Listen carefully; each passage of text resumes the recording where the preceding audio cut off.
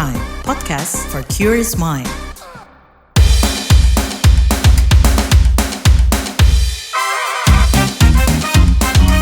Kamu lagi dengerin podcast What's Trending. Bagaimana reaksi seseorang atau sekelompok orang kalau dikasih izin buat mengelola tambang di Indonesia? Barangkali ada yang selebrasi karena membayangkan potensi keuntungan yang menanti, tapi mungkin juga ada yang ketar-ketir dengan potensi mudarat yang juga bisa timbul. Karena sekarang dengan adanya Undang-Undang Minerba yang baru disahkan, koperasi, badan usaha kecil dan menengah hingga organisasi kemasyarakatan, ormas keagamaan bisa ikut mengelola tambang. Untuk membahas ini, saya langsung hubungi Ketua Umum Asosiasi Industri Usaha Mikro Kecil dan Menengah Indonesia, Aku Mandiri, Hermawati Setiorini. Buat tahu nih responnya. Ini dia reaksinya. Jangan yang sebenarnya mereka ini tidak dapat akses manfaat, tapi ditarik namanya. Tuh, kalau saya kecewa sebagai wadah yang bernaung para pelaku mikro ya, karena beberapa kali kita kayak ditarik kemana-mana, tapi sebenarnya nggak dapat apa-apa gitu loh. Kalau UMKM, maaf kalau kayak gitu, kalau saya sebagai orang kecil, kita kompeten kita nggak di situ gitu loh. Kompetensi kita memang kita nggak punya keahlian di situ, harus dipegang oleh negara yang dia bisa memfilter orang-orang yang profesional. Saya Heru Hetami, kamu mendengarkan podcast What's Trending. Netizen turut menyoroti disahkannya Undang-Undang Minerba Selasa lalu oleh DPR hingga menjadi trending topik di media sosial. Ada yang meragukan kapasitas UKM dan koperasi dalam mengelola tambang, dan ada juga yang justru menyoroti potensi ancaman terhadap kelestarian lingkungan hidup.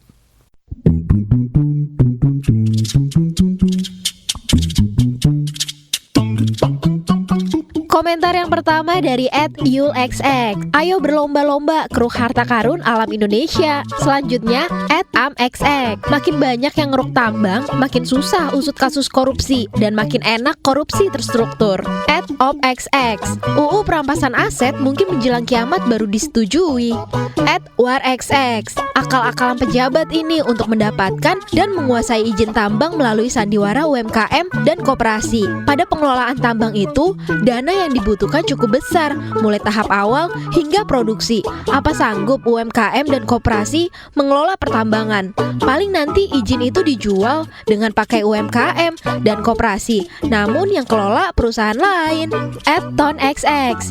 Menarik melihat pertambangan di Indonesia. Salah satu sumber penghasilan masyarakat karena ketiadaan lapangan kerja yang berkelanjutan, maka pertambangan merupakan salah satu solusi yang sudah ada pasarnya. Hutan habis, tanah juga digali. Energi terbarukan masih belum bisa mengganti peran energi konvensional. Sistem pengelolaan SDA yang memperhatikan lingkungan tetap harus dikawal tanpa harus mengorbankan pertumbuhan ekonomi.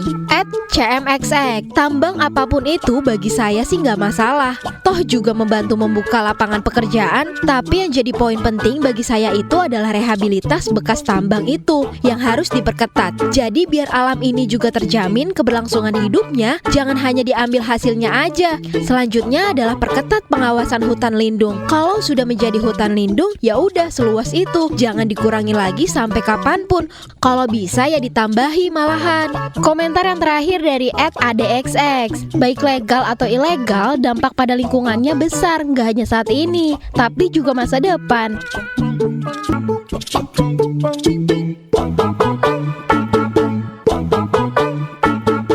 Nah, kita mau uji nih kekhawatiran netizen. Karena itu saya langsung tanya kepada Kepala Divisi Kampanye Walhi, Fani Trijambore. Apakah organisasi lingkungan hidup Walhi khawatir juga dengan izin pengelolaan tambang yang diberikan kepada beberapa pihak seperti UKM, koperasi, dan ormas yang sebelumnya belum pernah menangani pertambangan? Halo Mas Fani, bagaimana Anda melihat kapasitas pihak-pihak ini untuk tidak memberikan dampak negatif ke lingkungan? Ya, dengan diberikannya perizinan pertambangan kepada ormas keagamaan maupun kepada UMKM, ini akan menambah beban di pemerintah sendiri, karena sebetulnya problem yang terjadi sekarang justru adalah pemberian izin pertambangan yang sudah terlalu banyak yang tidak mampu itu dimonitoring sendiri oleh pemerintah, yang mengakibatkan ada berbagai macam masalah di sektor pertambangan. Ada konflik sosial, ada kerugian ekonomi masyarakat, ada korupsi di sektor pertambangan, ada juga penggunaan wilayah-wilayah di kawasan hutan atau kawasan pesisir yang seharusnya tidak boleh ditambang tapi kemudian dipakai. Ini justru terjadi karena pemerintah tidak memiliki kapasitas di dalam melakukan monitoring dampak pertambangan selama ini. Lubang-lubang tambang yang dibiarkan menganga sekarang lebih dari 45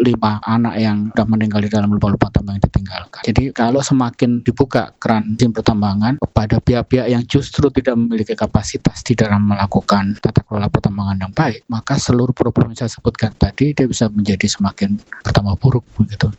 Mas Fani, seperti apa buat mengawasi mereka yang dapat izin mengelola tambang?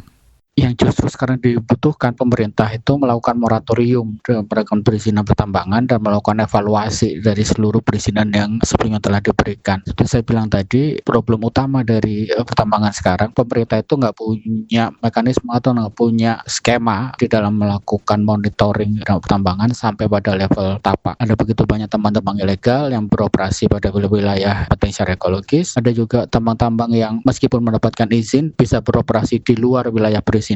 Ada problem korupsi pertambangan seperti yang kemarin terbongkar di Bangka, di Belitung. Itu semua akan tetap menjadi masalah kalau pemerintah masih obral izin pertambangan seperti sekarang.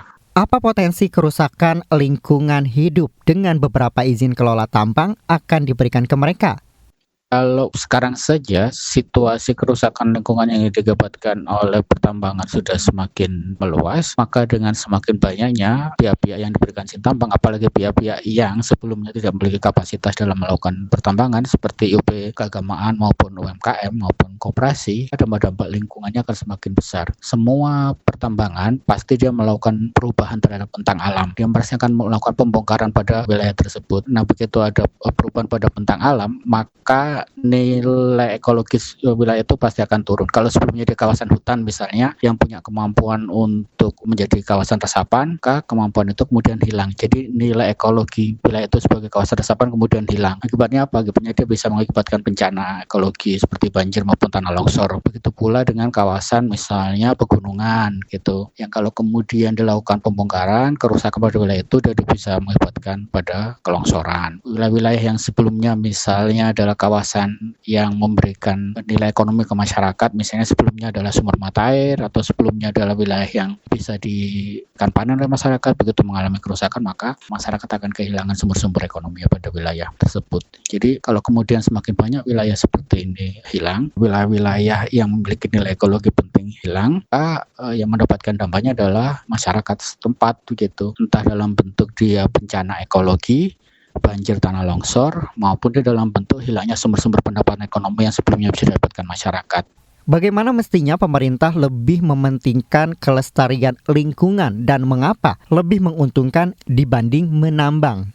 Itu tadi, kalau kemudian wilayah-wilayah yang penting secara ekologis tadi terlindungi gitu, misalnya kawasan hutan, kawasan pegunungan, pesisir gitu terlindungi, maka potensi atau ancaman bencana ekologisnya akan tereduksi, akan semakin menurun, sehingga tidak ada lagi bencana-bencana yang akan muncul akibat overeksploitasi sumber daya alam. Begitu juga dengan keuntungan ekonomi yang bisa didapatkan masyarakat ketika masih bisa mengelola wilayah itu dan belum dia tereksploitasi akibat pertambangan. Misalnya wilayah itu sebenarnya adalah sumber mata air. Kalau kemudian masyarakat masih bisa menggunakan sumber mata air di situ, maka mereka tidak perlu lagi mau membeli air. Ataupun kalau kemudian penggunaan bahan kimia untuk kemudian pertambangan itu mencemari wilayah sekitar masyarakat, maka akan ada ancaman kesehatan yang bisa dialami oleh masyarakat. Dan itu akan meningkatkan juga beban ekonomi di masyarakat untuk membiayai penyakit yang bisa timbul di sana gitu. Jadi dengan melestarikan wilayah yang penting secara ekologis, maka sebetulnya pemerintah akan mengurangi beban pembiayaannya dari ancaman bencana ekologis maupun bencana kesehatan maupun ekonomi yang semakin menurun. Demi lingkungan hidup, bagaimana sebetulnya rekomendasi Anda mengingat Undang-Undang Minerba ini sudah sah? Ya, kalau menurut saya satu hal ya harus dihentikan. Menurut saya justru yang harus dilakukan pemerintah sekarang malah segera melakukan moratorium pertambangan dan melakukan evaluasi secara menyeluruh terhadap pemberian lisensi pertambangan yang sebelumnya sudah diberikan, yang justru menghasilkan kerusakan lingkungan, menghasilkan konflik sosial di masyarakat, memberikan peluang korupsi, kolusi, dan kehilangan pendapatan negara akibat korupsi di sana. Sehingga yang justru dilakukan itu melakukan evaluasi dan moratorium terhadap sistem pertambangan, bukan malah membuka keran sistem pertambangan lebih luas. Apa sih yang bisa diberikan kepada masyarakat dalam mengambil manfaat lingkungan hidup selain industri ekstraktif macam ini?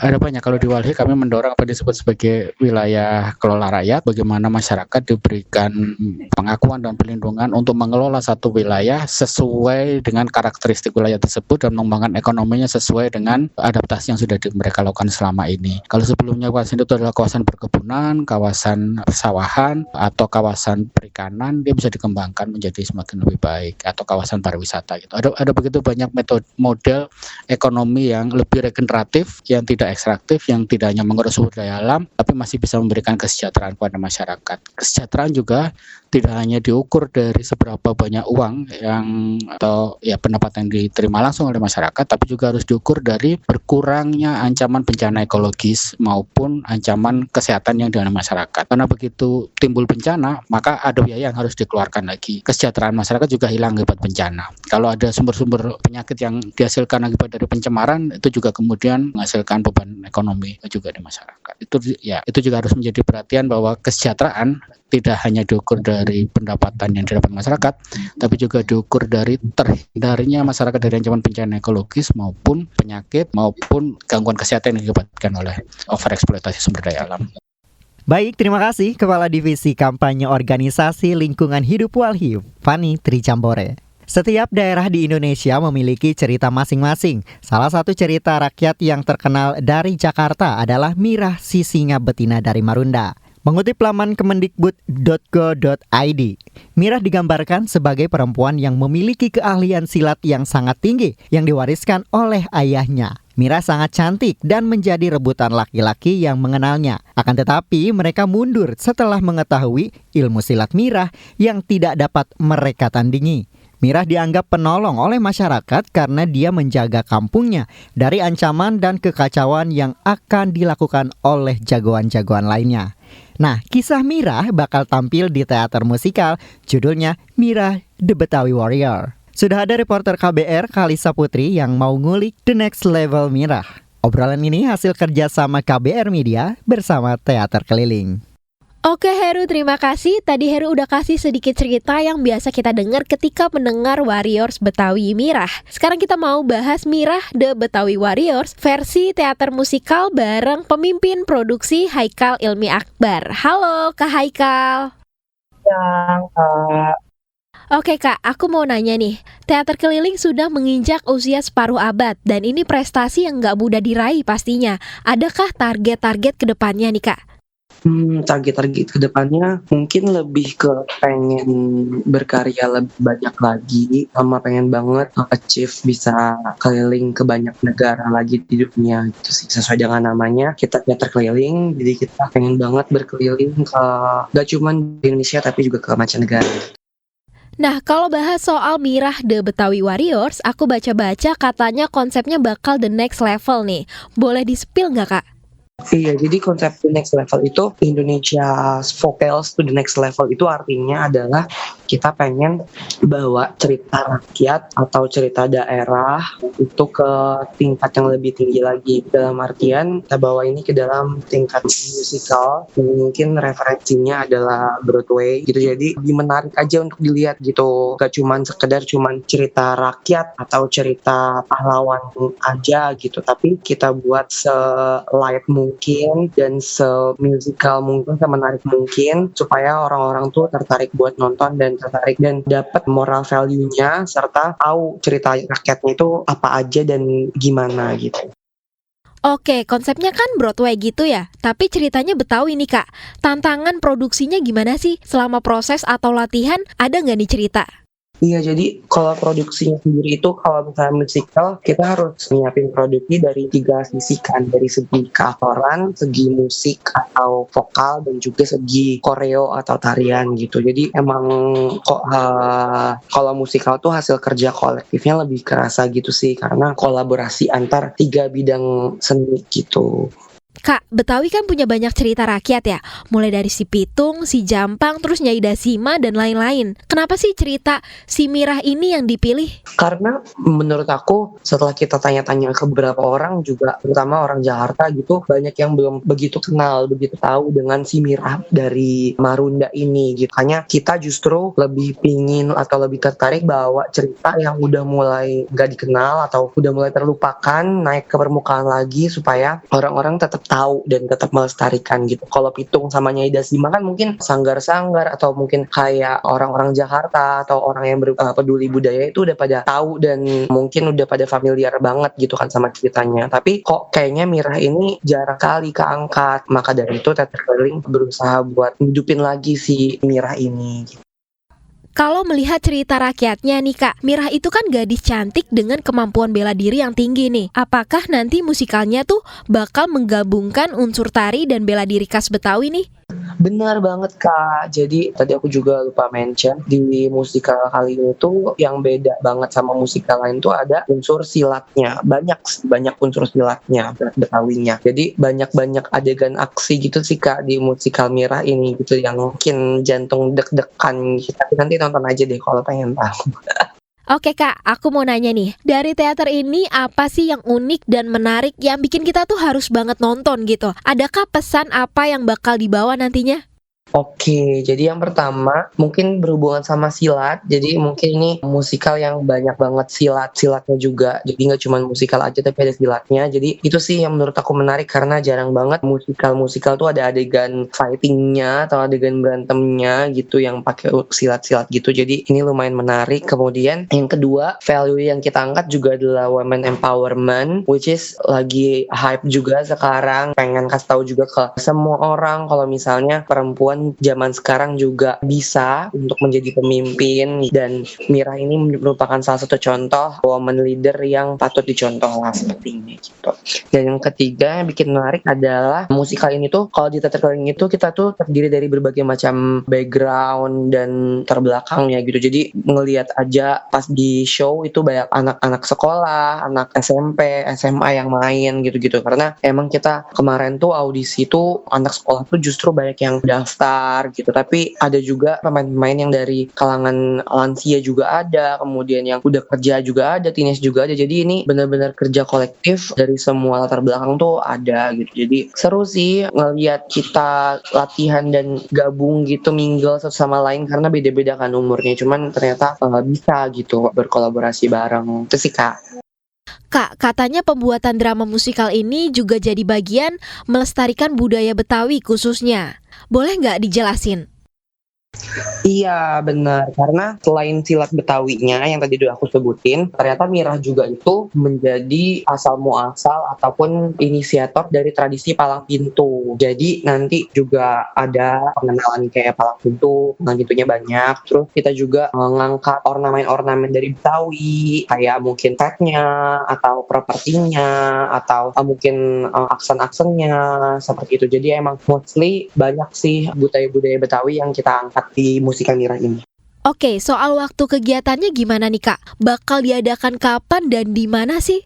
Nah, untuk kegiatannya show musikal Mirah itu bakal dipentaskan di tanggal 22 sampai 23 Februari 2025 di Teater Besar Taman Ismail Marzuki. Katanya ada pre-event ya sebelum di 2024. Boleh diceritakan gak sih gimana reaksinya?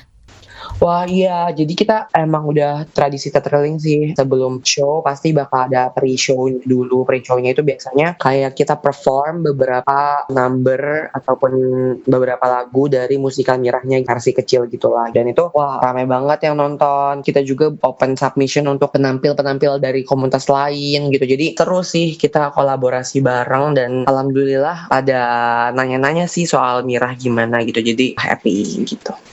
Oke, ngomong-ngomong soal penonton ya Kak, ada nggak sih target audiensnya tuh siapa aja Kak?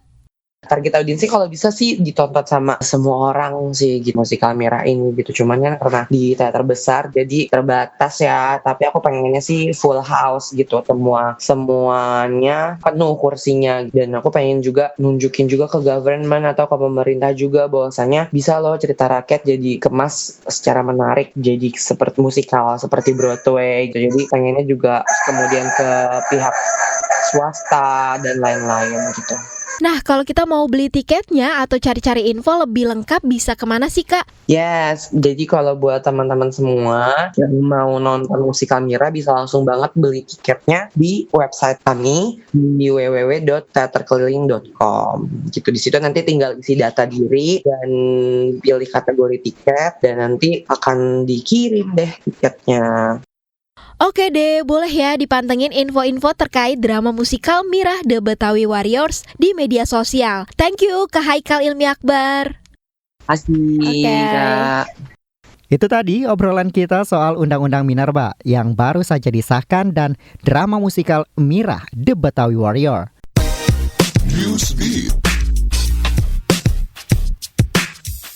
Kementerian Kesetaraan Gender dan Keluarga Korea Selatan bakal merilis alat diagnosis kekerasan dalam pacaran. Alat diagnosis kekerasan akan membantu kerja-kerja konselor dan masyarakat mengambil tindakan cepat yang mendukung korban kekerasan selama berpacaran. Alat itu diproyeksikan mampu mengidentifikasi dan menilai apakah seseorang mengalami berbagai bentuk kekerasan. Beberapa kekerasan yang bisa dideteksi seperti aksi penguntitan, kekerasan emosional, fisik, seksual, dan ekonomi. Alat versi pertama bakal diberikan kepada konselor korban kekerasan, sedangkan versi lainnya bakal diberikan kepada orang dewasa dan remaja. United Nations International Children's Emergency Fund (UNICEF) mencatat kasus kekerasan dan pengusiran paksa di Kongo menyebabkan ribuan anak putus sekolah. Kekerasan di bagian timur Kongo membuat anak-anak kehilangan akses pendidikan. Bentrokan di Kongo membuat lebih dari 2.500 sekolah dan pusat perbelanjaan di provinsi Kivu Utara dan Kivu Selatan sulit beroperasi. Imbasnya, lebih dari 700.000 anak putus sekolah di tahun ini. Data ini mengalami peningkatan di mana Desember 2024 ada lebih dari 400.000 anak putus sekolah. Penjabat sementara UNICEF di Kongo, Jean-François Bass, mengaku kondisi bentrokan bagaikan bencana bagi anak-anak. Data PBB mencatat lebih dari 6,5 juta orang termasuk 2,6 juta anak-anak dipaksa meninggalkan rumahnya di Kongo. Akibat konflik, anak-anak Kongo tidak bisa kembali sekolah dan menjalankan kehidupannya. Dewan Kota di wilayah Algarve, Portugal mengusulkan ancaman sanksi denda 1.500 euro atau sekitar 25,5 juta rupiah terhadap turis yang mengenakan pakaian renang di luar pantai dan kolam renang. Aturan itu diusulkan berlaku termasuk di jalan umum. Selain larangan berbikini di luar pantai dan kolam, ada usulan larangan minum di jalanan dengan denda 300 euro. Pihak kepolisian juga diminta menindak turis yang buang air kecil dan telanjang di tempat umum. Aturan itu disetujui pada akhir tahun lalu dan bakal ada konsultasi publik selama 30 hari. Aturan dibuat setelah 8 turis Inggris merekam diri telanjang di siang hari di sebuah bar lokal. Video itu dibagikan di media sosial. Aturan itu dibuat demi menciptakan kondisi yang baik, melestarikan budaya ramah keluarga, serta menghargai warisan identitas.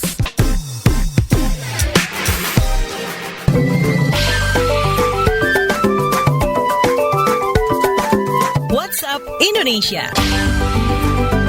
WhatsApp Indonesia, kita mulai dari Jakarta. Presiden Prabowo Subianto merespon aksi demonstrasi mahasiswa bertajuk Indonesia Gelap. Menurut Menteri Sekretaris Negara Prasetyo Hadi, Prabowo tak mempermasalahkan adanya demo tersebut. Kata dia, pemerintah menghormati aspirasi-aspirasi yang disampaikan. Lebih lanjut, ia menyebut perbedaan pemikiran, pandangan maupun politik adalah sesuatu yang wajar.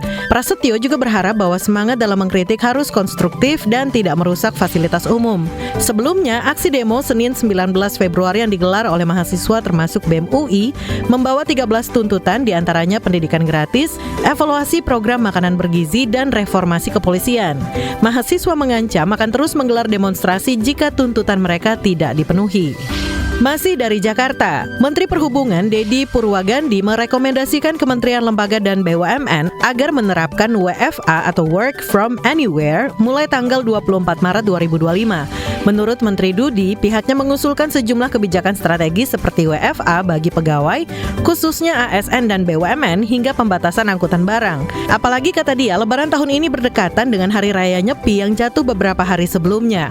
Alhasil, masyarakat akan memanfaatkan momen ini tidak hanya untuk mudik tapi juga untuk berlibur. Karena itu, pihaknya sangat berharap penerapan kebijakan WFA dapat menekan kepadatan lalu lintas sebelum Hari Raya Idul Fitri. Terakhir mampir ke Surabaya, Jawa Timur. Pemerintah Kota Surabaya berencana menerapkan kebijakan komunikasi dalam bahasa Inggris di sekolah dasar SD dan sekolah menengah pertama SMP 2 kali seminggu. Sebelumnya, siswa hanya diwajibkan menggunakan bahasa Inggris pada hari Jumat, namun atas permintaan Wali Kota Eri Cahyadi, durasi penggunaan bahasa asing tersebut akan ditambah. Meskipun hari pelaksanaan belum ditentukan, tujuan utama kebijakan ini adalah untuk meningkatkan keterampilan berbahasa Inggris siswa dan mengurangi rasa malu mereka dalam berkomunikasi. Kebijakan ini diharapkan bisa melibatkan guru dari berbagai mata pelajaran untuk mendukung penggunaan bahasa Inggris, bukan hanya guru bahasa Inggris. Pembelajaran bilingual ini diharapkan dapat meningkatkan kualitas pendidikan dan keterampilan linguistik siswa. Demikian WhatsApp Indonesia hari ini. Kalau kalian punya pendapat atau pandangan yang ingin dibagikan soal ini, sila ikuti komentar di fitur interaktif podcast What's Trending di kbrprime.id dan aplikasi mendengarkan podcast lainnya. Sampai jumpa di pembahasan lainnya.